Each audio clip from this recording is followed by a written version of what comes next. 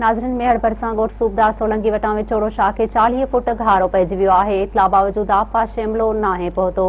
इन हवाले सां वधीक तफ़सील ॾियण जे लाइ असां सां राब्ते में आहे रियाज़ चांडियो। जी रियाज़, तफ़सीलन खां आगाह कजो। जी हाँ, मेहर तालुके जे ॻोठ सोबदार सोलंकी वटि राइस कैनाल मां निकिरंदड़ विचोलो शाख खे घारो पियो आहे। उहो घारो जेको पियो हुयो ॾिसंदे ॾिसंदे 40 फुटनि खां वधी वियो आहे, जंहिं सबबि जेका उतां जी ज़रई ज़मीन आहे उहा 100 एकड़ ज़मीन पाणी जे हेठि अची वई आहे।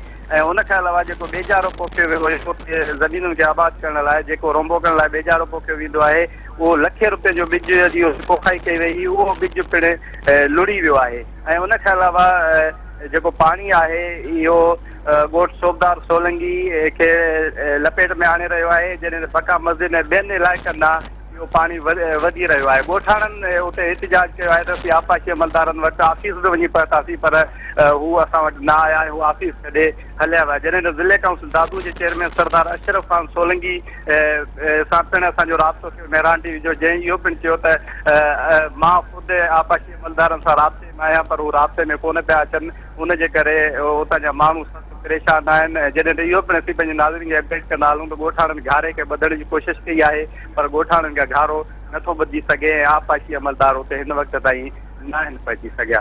जी रियाज़, तव्हांजी महिरबानी।